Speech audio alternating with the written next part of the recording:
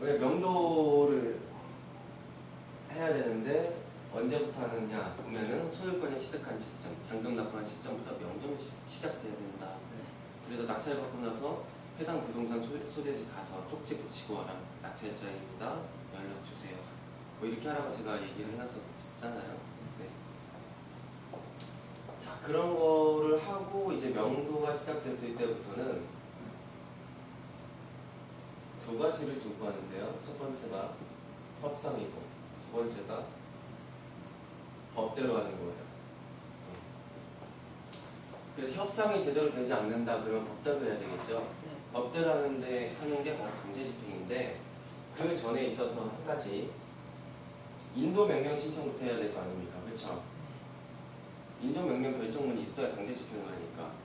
그 전에 할 수 있는 게 뭐냐면 점유이전 금지 가처분이요.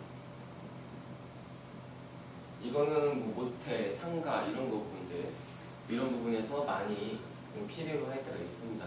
왜냐면 상대방이 내가 현재 여기서 임차인이 살고 있어요. 임차인 A가 살고 있는데 A에 대해서 인도명령 결정문을 받고 나니까 이 A가 역컨설팅을 받는 거예요. 다른 사람으로부터 명도 방어를 위해서. 전 차인을 본다. 임차인이 또 임차인 될 수 있죠. 그러면은 현재 점유하고 있는 당사자가 만약 B로 바뀌었어요. 얘는 전 차인입니다. 그러면은 인도명령 결정문에는 얘를 명도하라고 적혀있지, 얘를 없애라고 적혀있지, 얘를 명도하라고 적혀있지는 않잖아요. 그러니까 다시 인도명령 결정문 받아야 되고 막 그런단 말이죠. 법적 논리대로라면 그게 맞죠. 실제로도 강제집행 못합니다. 개고하러 갔다가 얘가 살고 있다 그러면 그냥 돌아와요. 이해하시겠습니까? 그래서 그런 어떤 문제나 소지가 생길 것 같다 그러면은 인도명령 신청하기 전에 아니면 인도명령 신청할 때 같이 하든지 점유이전 금지 가처분을 해버립니다. 그러면 점유이전 금지 가처분이 된 이후로부터는 제3자한테 점유 이전을 해도 의미가 없습니다. 아셨죠?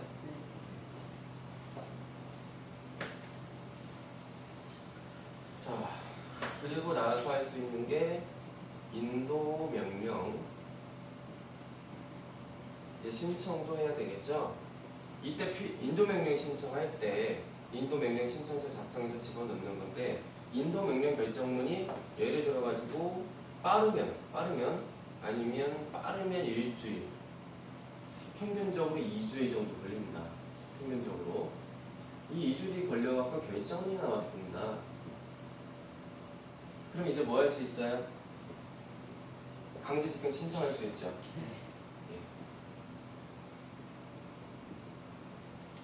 신청을 하는 데 있어서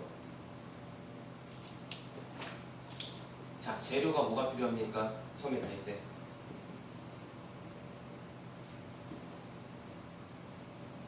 인도명령 결정문 갖고 가야 되겠죠? 내가 직접 간다고 하면 신분증 있어야 되겠죠? 그리고 막 도장 하나 갖고 가십시오. 이렇게 갖고 가야 돼요.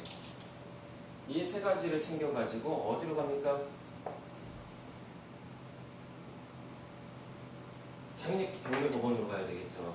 법원으로 가야 되겠죠. 해당 법원. 그리고 법원 안에서 담당 경매계를 찾아가야 됩니다.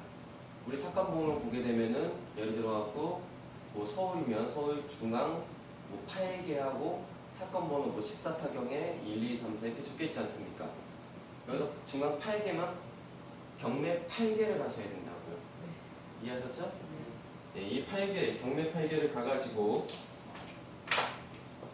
자, 인도명령 결정문과 신분증을 제출하면서 뭐를 요구하느냐? 강제집행 때문에 경매 명도 강제집행 때문에 강제집행 신청 때문에 총괄 증명원을 받으십시오. 어디서? 담당 경매계에서. 그러면 재료가 뭐가 생겼어요?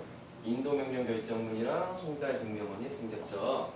자, 그럼 이거 두 개를 챙겨가지고 이제 어디로 가느냐면은 집행관 사무실로 가시는 겁니다. 여기에 가가지고 총괄 증명을 받았죠? 인도명령 결정문 갖고 있죠? 이게 플러스 강제 집행 신청서를 작성하는 겁니다. 그래서 이 세 가지를 함께 어디에 제출한다? 집행관 사무실에 제출한다. 됐죠? 그러면 강제 집행 신청이 되는 겁니다. 그래서 종이를 주는데요. 여기는 뭐가 적혀 있냐? 예납금 내라는 계좌번호의 서류가 적혀 있고, 또 하나는 강제 집행이 이제 신청되었다는 서류거든요. 거기에 보면은 담당 집행관이 지정됩니다. 담당 집행관 적혀 있어요. 그래서 이름 적혀 있고 전화번호까지도 적혀 있습니다. 그럼 앞으로 강제 집행 관련해서 진행하는 데 있어서는 이 담당 집행관 전화번호로 전화해서 항상 물어봐야 되는 거예요. 아셨죠? 자, 좋습니다. 여기까지 이해가 되셨으면은 여쭤볼게요. 여쭤보는 게 아니고 한 가지 말씀을 드릴게요. 처음에 이 종이를 받은 다음에 소정의 수수료는 내야 돼요. 그 자리 은행에서 내고 오셔야 되고요. 그 다음에 이거 다음에 우리가 집행관, 담당 집행관 전화번호 받았으니까 전화해서 뭘 쫄라야 되냐면, 쫄은단 말이 좀 이상하지만 그냥 그게 가장 좋을 것 같아요. 편하게 개고해야 된다고 그랬죠.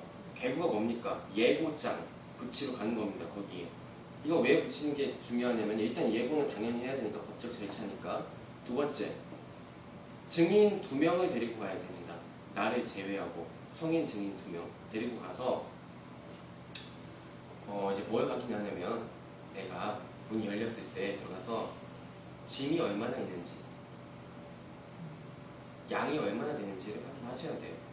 그냥 거기다가 비용이 틀려져요. 나중에 집행할 때 5톤차 트럭 하나씩 온다고 해도 한 대 불러야 되는지 2대 불러야 되는지, 사다리차가 필요한지, 인분이 10명이 필요할지 6명이 필요할지, 그런 것도 집행관이 계산을 해야 되고 나도 봐야 된단 말이에요. 왜? 다 내가 내 돈이니까 그게 확인해야 되겠죠.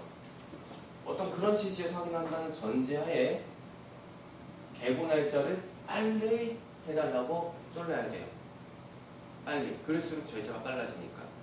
이 개고장 붙이러 갔을 때 사람이 없으면